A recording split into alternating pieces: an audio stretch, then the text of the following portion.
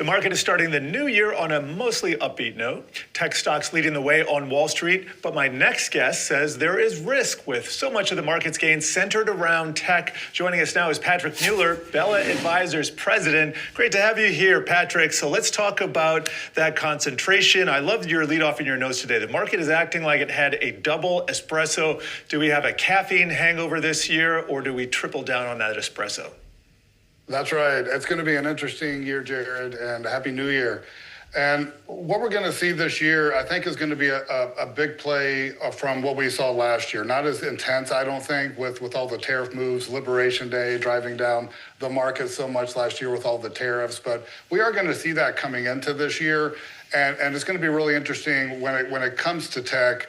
You know, there's going to be some type of catalyst, I think, that's going to bring tech down. And in the long run, I really like tech. And we're getting good earnings from there, but I'd be paying really close attention to these huge players like NVIDIA, making sure that they are lockstep with their earnings, because if they draw back on their earnings that don't meet expectations, then that could be a big pull down. And we have seen that movie before, for sure. We've recovered. Do we do it again? Want to talk to you about a different segment of the market. And let's just talk Warren Buffett. This is the first day of Berkshire Hathaway that Warren Buffett is not CEO since the early 1960s.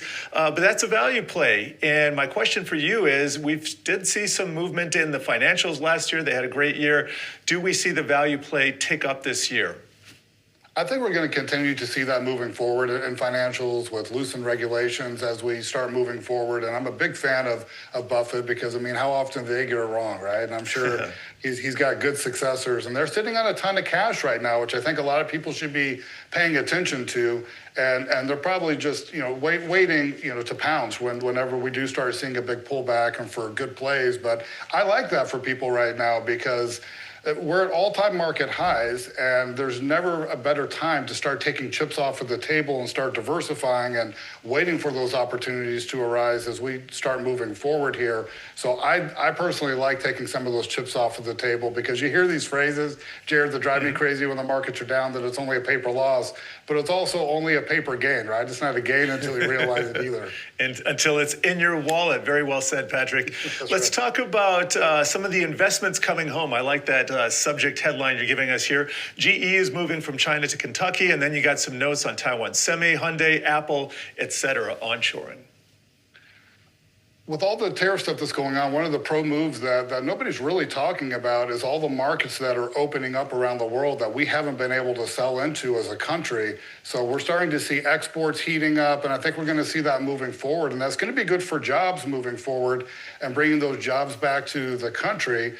And I think it's just going to be a huge win for the U.S. long term when it comes to all those pro moves and companies coming back and companies overseas, right? Because we're not going to be tariffing goods that are made here in the States and starting to ship those overseas. So we're going to start making that move, and that's going to be really great for the country. And we're already seeing GDP heating up.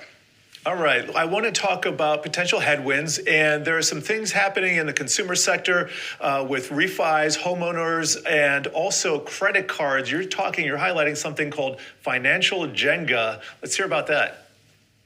Well, what's happening that nobody's really talking about when it comes to consumer debt, it's at all-time highs.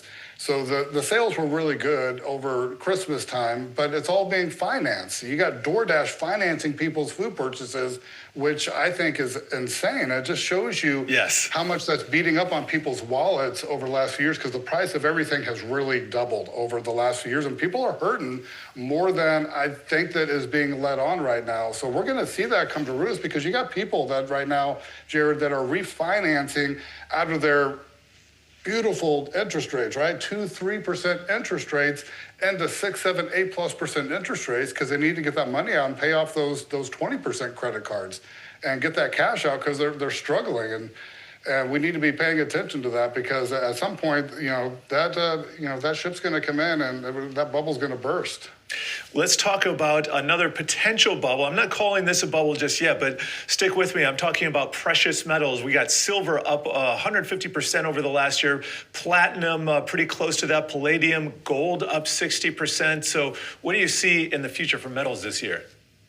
I think we're going to continue as we see a lot of this uncertainty. I think we're going to see a lot more going into precious metals, even though we're seeing big surges in it, and we might see a little bit of a pullback. But I think we're going to continue to see it rise, especially as the dollar is weakening. And I think we're going to see that until we can kind of get through this refinancing of debt that the government's got going on right now. So there you got trillions of dollars here in the first part of this year of debt that needs to be refinanced. And I think until we start getting past a lot of that stuff, I think we're going to start seeing a lot of money that's going into precious metals. And then I also like mining companies, looking out for those different companies as well.